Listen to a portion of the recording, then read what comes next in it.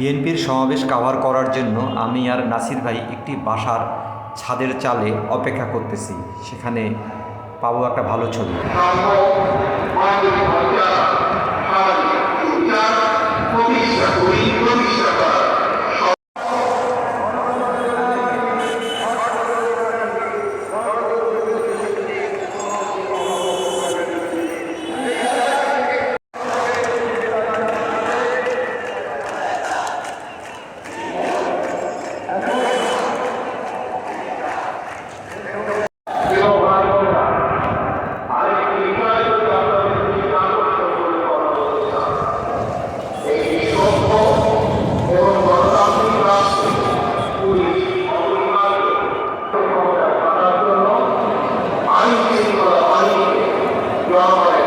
সেই ঘটনাটি হলো সাবেক 3 বারের প্রধানমন্ত্রী বেগম খালেদা জিয়া আজকে ভিডিও কনফারেন্সের মাধ্যমে সমাবেশে কথা বলেন জনগণের উদ্দেশ্যে।